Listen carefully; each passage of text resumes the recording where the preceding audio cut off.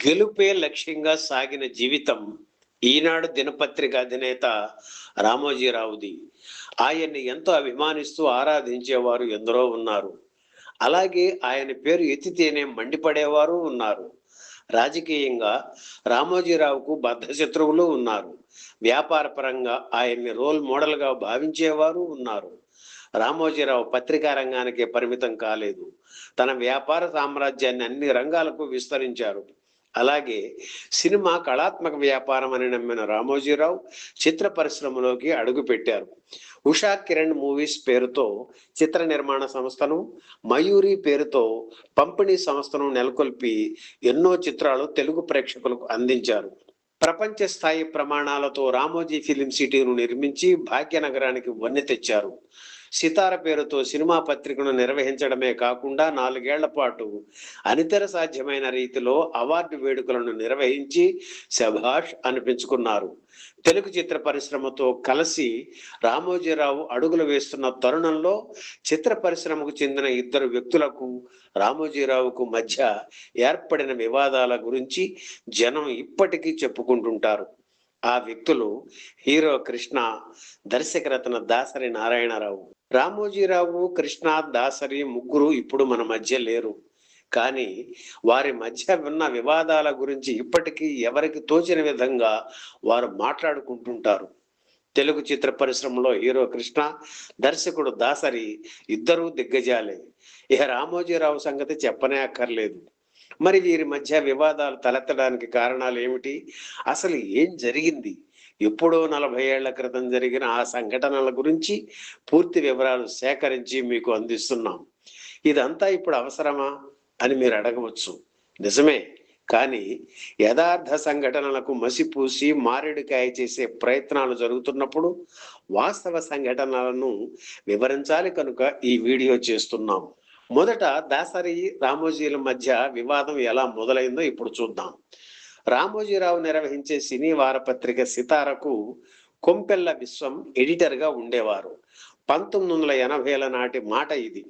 మధ్యాహ్న మార్తాండుడిలా, పున్నమి నాటి చంద్రుడిలా దాసరి వెలిగిపోతున్న రోజులవి. కొంపెల్ల విశ్వం భార్య జ్యోతిర్మయి తెలుగు అకాడమీలో పనిచేస్తుండేవారు. ఆవిడ కవిత్వం రాసేవారు. ఒక కవితా సంకలనం కూడా వెలువరించారు. సినిమాలకు పాటలు రాయాలనే ఆసక్తి జ్యోతిర్మయికి ఉండడంతో కొంపెల్ల విశ్వం దాసరిని కలిసి తన భార్యకు అవకాశం ఇవ్వమని కోరారు. దాసరి సరేనని ఆమెతో 1-2 పాటలు రాయించారు. సితార పత్రిక తన చేతిలో ఉంది కనుక దాసరి గురించి 4 మంచి మాటలు రాసి ఆయన మెప్పు పొందాలని చూశారు కొంపెల్ల విశ్వం.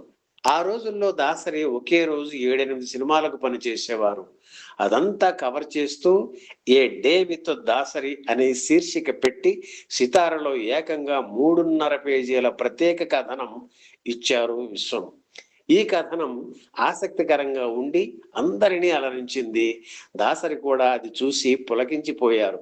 కానీ రామోజీరావు మాత్రం 3వ కన్ను తెరిచారు. ఎందుకంటే తనకి ముందుగా చెప్పకుండా ఎవరి గురించి 1 పేజీకి మించి రాయకూడదన్నది రామోజీరావు పాలసీ. దాసరి విషయంలో ఆ పరిమితి ఎందుకు దాటావు అనే విశ్వమును పిలిచి ఆయన అడిగారు. ఈ ప్రశ్న ఆయన నుంచి వస్తుందని ముందే గ్రహించి సమాధానం రెడీ చేసి పెట్టుకున్నారు విశ్వం. దాసరి అగ్రదర్శకుడు సార్. ఒక పక్క ఒక సినిమాకు డైరెక్షన్ చేస్తూ ఇతర సినిమాలకు ఎడిటింగ్, మ్యూజిక్ సెట్టింగ్స్, పాటల రికార్డింగ్ కార్యక్రమాలు పర్యవేక్షిస్తూ రోజంతా బిజీగా గడిపారు సార్. అవన్నీ కవర్ చేసేసరికి పేజీలు పెరిగాయి సార్. తప్పనిసరి పరిస్థితుల్లో అలా చేయవలసి వచ్చింది సార్ అని వివరణ ఇచ్చారు కొంపెల్ల విశ్వం. అయితే ఆయన ఎదుట కూర్చున్న వ్యక్తి సామాన్యుడు కాదు, మహామేధావి. తన గదిలోనే కూర్చొని ఎక్కడ ఏం జరుగుతున్నది, ఎవరెవరు ఏం చేస్తున్నారు అని క్షణాల మీద రిపోర్టు తెప్పించుకోగలిగిన నిఘా వ్యవస్థ ఆయనకు ఉంది. అందుకే విశ్వం ఇచ్చిన వివరణతో రామోజీరావు శాంతించలేదు. అసలు విషయం తనకు తెలుసు కనుక, అంతేనా, నీ భార్యకు సినిమాలో పాటలు రాసే అవకాశం కోసం అలా చేశావా అని నిలదీశారు రామోజీరావు. ఆయన అలా అడుగుతారని ఊహించిన విశ్వం షాక్ అయ్యారు. ఏం మాట్లాడాలో తెలియక మౌనం వహించారు. 4 చివాట్లు పెట్టి ఇంకోసారి అలా చేయవద్దని హెచ్చరించి పంపించేశారు రామోజీరావు. ప్రతి పత్రిక ఆఫీసులో జరిగే కథే ఇది. బాస్కు ఇష్టం లేని పనులు, పాలసీలకు విరుద్ధమైన రాతలు రాసి జర్నలిస్టులు చివాట్లు తినడం, మెమోలు అందుకోవడం మామూలే. చైర్మన్ ఛాంబర్ నుంచి బయటకు వచ్చాక విశ్వం ఆ విషయం మరిచిపోయి ఉంటే కథ వేరేలా ఉండేది. కానీ ఆయన అలా చేయలేదు. అక్కడ నుంచి సరాసరి దాసరి దగ్గరకు వెళ్ళారు. జరిగిన విషయాన్ని ఆయనకి చెప్పారు. 2 ఎక్కువే చెప్పారు. దాసరి ఆవేశపరుడు.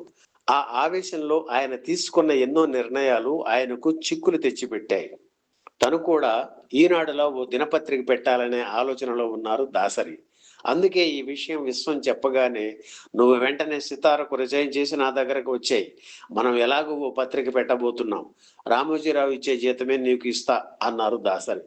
అంతటితో దాసరి ఆగలేదు.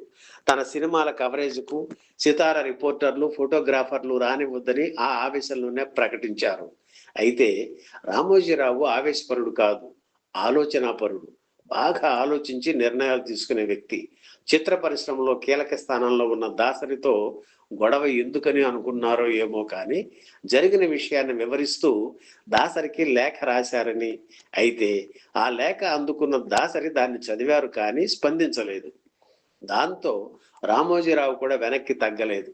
దాసరి సితారను బహిష్కరించినప్పుడు మనమెందుకు ఆయన వెంటపడాలి అని ఈనాడు, సితారలలో దాసరి పేరు కానీ ఫోటో కానీ వేయకూడదని తన సిబ్బందిని ఆదేశించారు. అలా రామోజీరావు, దాసరి నారాయణరావుల మధ్య యుద్ధం మొదలైంది. కొన్నేళ్ల పాటు వారిద్దరి మధ్య పచ్చగడ్డ వేస్తే భగ్గున మండేది. దాసరి సినిమాల కవరేజ్ ఎలాగూ సితారలో ఉండేది కాదు. ఆయన వేరే సినిమా ఫంక్షన్కు గెస్ట్గా వెళితే కవరేజ్ ఇచ్చేవారు కానీ అందులో ఆయన పేరు కానీ, ఊసు కానీ, ఫోటో కానీ ఉండేది కాదు. ఆ తర్వాత రామోజీరావు ఈటీవీ ప్రారంభించారు. అందులో దాసరి దర్శకత్వం వహించిన సినిమాలను టెలికాస్ట్ చేసేవారు. కానీ టైటిల్స్ లో ఉన్న దాసరి నారాయణరావు పేరును కత్తిరించేవారు.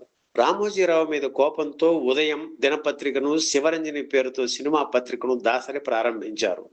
ఈనాడు సంస్థను వదిలి వెళ్లిన పత్రికా సిబ్బందిని ఎక్కువ జీతాలిచ్చి తన సంస్థలో చేర్చుకున్నారు దాసరి. ఒక దశలో ఉదయం దినపత్రిక ఈనాడును అధిగమించిందా అనిపించింది. సంచలన వార్తలు, కథనాలతో రామోజీరావును ఉక్కిరి బిక్కిరి చేశారు దాసరి. అయితే సినిమా రంగంలో ఒక కాలు, పత్రికా రంగంలో మరో కాలు వేసిన దాసరికి ఒక దశలో పత్రికను నిర్వహించడం కష్టమైంది. నమ్మి కొందరు వ్యక్తులకు పెత్తనం అప్పగిస్తే వారు దుర్వినియోగం చేయడం వల్ల గత్యంతరం లేని పరిస్థితుల్లో ఉదయం దినపత్రికను, శివరంజని సినిమా పత్రికను దాసరి మూసేశారు. ఆ తరువాత లిక్కర్ కింగ్ మాగుంట సుబ్బరామిరెడ్డి ఈ పత్రికలు కొని కొంతకాలం నడిపారు. ఇటువంటి నేపథ్యంలో దాసరి, రామోజీరావుల మధ్య అంతరం పెరుగుతూ వచ్చింది కానీ తగ్గలేదు. 1997లో సితార కవర్ పేజీ మీద దర్శకులందరి ఫోటోలు వేసి ఒక ప్రత్యేక కథనం ప్రచురించారు.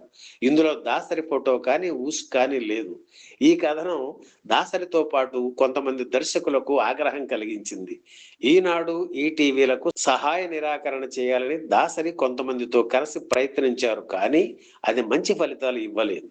ఇలా ఉప్పు నిప్పులా ఉండే దాసరి, రామోజీరావు ఒకానొక తరుణంలో విభేదాలు పక్కన పెట్టి కలిసిపోయారు. ఒకప్పుడు వీళ్ళిద్దరైనా పోట్లాడుకుందని ఇతరులు ఆశ్చర్యపోయేలా కలిసిపోయారు. దాసరికి ఈనాడు, సితారలలో అధిక ప్రాధాన్యం ఇవ్వడమే కాకుండా దాసరి సొంత సీరియల్స్ ఈటీవీలోనే ప్రసారం చేశారు రామోజీరావు. ఇప్పుడు కృష్ణ, రామోజీరావుల మధ్య విభేదాలు ఎలా మొదలయ్యాయో చూద్దాం.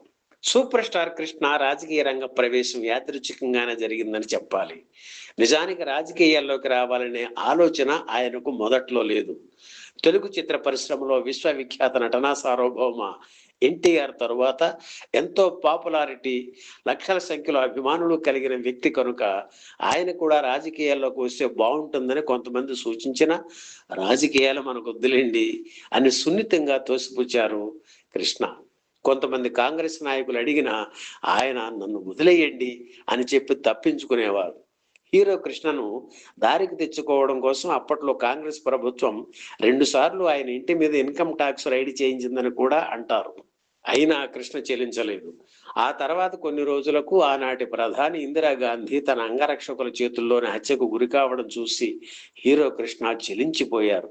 ఈ దుర్ఘటన తరువాత రాజీవ్ గాంధీ ప్రధాని బాధ్యతలు స్వీకరించారు. ఆయన స్వయంగా ఆహ్వానించడంతో రాజకీయాల్లోకి ప్రవేశించాలని నిర్ణయించుకున్నారు కృష్ణ. ఆ సమయంలోనే అమితాబ్ బచ్చన్ కూడా కాంగ్రెస్ పార్టీలో చేరడం కృష్ణ ఈ నిర్ణయం తీసుకోవడానికి ఒక కారణం. 1984 డిసెంబర్ 10న కృష్ణ తన సతీమణి విజయ నిర్మలతో కలిసి ఢిల్లీ వెళ్లి రాజీవ్ గాంధీ సమక్షంలో పార్టీలో చేరి కాంగ్రెస్ కండువా కప్పుకున్నారు. తను తయారు చేసిన అమరజీవి ఇందిరమ్మ చరిత సంగీత రూపకం వీడియో క్యాసెట్ ను రాజీవ్ గాంధీకి అందజేశారు. బుర్రకథ రూపంలో సాగే ఈ సంగీత రూపకంలో ప్రధాన కథకుడిగా హీరో కృష్ణ, హీరోయిన్ ప్రభ, కమెడియన్ సుధాకర్ వంతలుగా నటించారు. కృష్ణ ప్రయత్నాన్ని రాజీవ్ గాంధీ అభినందించారు. ఆ సమయంలోనే పార్లమెంట్ ఎన్నికలు, రాష్ట్రంలో అసెంబ్లీ ఎన్నికల షెడ్యూల్ ప్రకటించడంతో అమరజీవి ఇందిరమ్మ చరిత గేయ రూపకం ప్రింట్లు తీయించి రాష్ట్ర వ్యాప్తంగా 50 థియేటర్స్ పంపించారు కృష్ణ. ఆయన నటించిన చిత్రాలతో పాటు వీటిని కూడా ప్రదర్శించేవారు. డిసెంబర్ 19 నుంచి 25 వరకు హీరో కృష్ణ కాంగ్రెస్ పార్టీ తరఫున ముఖ్యమైన నియోజకవర్గాల్లో ప్రచారం చేశారు. నాదెండ్ల భాస్కరరావు వెన్నుపోటు ఫలితంగా ఉద్యమం చేసి మళ్లీ అధికారంలోకి వచ్చిన ఎన్టీఆర్ తన ప్రభుత్వాన్ని రద్దు చేసి మళ్లీ ప్రజా తీర్పు కోరడానికి సిద్ధమయ్యారు. ఈ నేపథ్యంలో హీరో కృష్ణ నిర్వహించిన ఎన్నికల సభలకు జనం పెద్ద సంఖ్యలో హాజరయ్యేవారు. తన ప్రసంగాల్లో హీరో కృష్ణ ఎన్టీఆర్ గురించి, ఆయన ప్రభుత్వం గురించి వేసే చురకలకు, చేసే విమర్శలకు జనం నుంచి మంచి స్పందన వచ్చేది. అప్పటికే ఎన్టీఆర్ కృష్ణల మధ్య విభేదాలు ఉన్నాయి. కృష్ణ ఎన్నికల ప్రసంగాలను రచయిత త్రిపురనేని మహారథి తయారు చేసేవారు. ఈ ఎన్నికల ప్రచార సమయంలోనే హీరో కృష్ణకు ఈనాడు దినపత్రిక అధిపతి రామోజీరావుకి మధ్య విభేదాలు మొదలయ్యాయి. ఆ రోజుల్లో రామోజీరావు కాంగ్రెస్ పార్టీని వ్యతిరేకిస్తూ ఎన్టీఆర్ తెలుగుదేశం పార్టీకి బహిరంగంగా తన మద్దతు ప్రకటించారు. తెలుగుదేశం పార్టీ ఏర్పాటు చేసి రామారావు తన ఎన్నికల ప్రచారంలో చేసే ప్రసంగాలను ఈనాడు పాత్రికేయులే తయారు చేసేవారు. 1984 డిసెంబర్ 20న హీరో కృష్ణ నంద్యాల బహిరంగ సభలో ఉద్వేగభరితంగా ప్రసంగించారు. ఎన్టీఆర్ పై తీవ్ర విమర్శలు చేశారు. ఆ సభకు భారీ సంఖ్యలో జనం హాజరయ్యారు. సభ ముగించుకొని హీరో కృష్ణ తిరిగి వెళుతుండగా ఓ చెట్టు చాటు నుంచి కొంతమంది ఆయనపై రాళ్లు రువ్వారు. ఓ రాయి వచ్చి ఆయన కంటికి తగిలింది. వెంటనే ఆసుపత్రికి వెళ్లి చికిత్స చేయించుకున్నారు కృష్ణ. ఆ మర్నాడు హైదరాబాద్ వెళ్లి బంజారా హోటల్లో ప్రెస్ మీట్ పెట్టి ఎన్టీఆర్ మీద, ఈనాడు దినపత్రిక మీద విమర్శలు కురిపించారు. తన మీద జరిగిన దాడికి తెలుగుదేశం పార్టీ, ఈనాడు బాధ్యత వహించాలని కృష్ణ అన్నారు. ఈనాడు విలేకరులకు కళ్ళు, చెవులు, బుద్ధి లేవని అన్నారు. నంద్యాలలో జరిగిన సభకు 3 లక్షల మంది జనం హాజరైతే 1550 మంది మాత్రమే వచ్చారని రాశారని పేర్కొంటూ విమర్శించారు కృష్ణ. కాంగ్రెస్ పార్టీకి శృంగభంగం చేయండి అంటూ ఈనాడులో రాశారని, ఒక పార్టీకి ఓటు వేయొద్దని చెప్పే హక్కు ఈనాడుకు ఎవరు ఇచ్చారని హీరో కృష్ణ ప్రశ్నించారు. ఆ ప్రెస్ మీట్ లో ఆయన ఇంకా చాలా మాట్లాడారు. ఆ మర్నాడు ఈనాడులో కృష్ణ ఆరోపణలను ఫస్ట్ పేజీలోనే ప్రచురించారు. అలాగే ఈ ఆరోపణలపై ఒక వివరణ ఇస్తూ ఖండించింది ఈనాడు యాజమాన్యం. ఈ వివాదం అంతటితో ముగియలేదు. తరువాతి రోజుల్లో తను పెట్టిన ప్రెస్ మీట్స్ కు ఈనాడు విలేకరులు రానక్కరలేదని హీరో కృష్ణ చెప్పారు. దీన్ని రామోజీరావు చాలా సీరియస్ గా తీసుకున్నారు. కృష్ణ అప్పటికి నెంబర్ 1 హీరో, చేతిలో చాలా సినిమాలతో ఎంతో బిజీగా ఉన్నారు. అయినా సరే తన సినీ వారపత్రిక సితారలో హీరో కృష్ణకు సంబంధించిన వార్తలు కానీ, ఫోటోలు కానీ కనిపించకూడదని తన సిబ్బందికి ఆదేశాలు జారీ చేశారు రామోజీరావు. కృష్ణపై ఈ నిషేధం దాదాపు దశాబ్దం పాటు కొనసాగింది. వీరిద్దరిని కలపాలని మధ్యలో కొంతమంది సినీ ప్రముఖులు ప్రయత్నించారు. కానీ రామోజీరావు వెనక్కి తగ్గలేదు. హీరో కృష్ణ కూడా పట్టు మీదే ఉన్నారు. అయితే ఆయన కుమారులు రమేష్ బాబు, మహేష్ బాబు చిత్రాల కవరేజ్ మాత్రం సితారలో కనిపించేది. 10 ఏళ్ల తరువాత ఈ నిషేధం తొలగిపోయి కృష్ణ, రామోజీరావులు మళ్లీ స్నేహితులుగా తమ అనుబంధాన్ని కొనసాగించారు. ఈ వీడియో మీకు నచ్చితే లైక్ చేయండి, షేర్ చేయండి, వెంటనే సబ్స్క్రైబ్ కూడా చేయండి.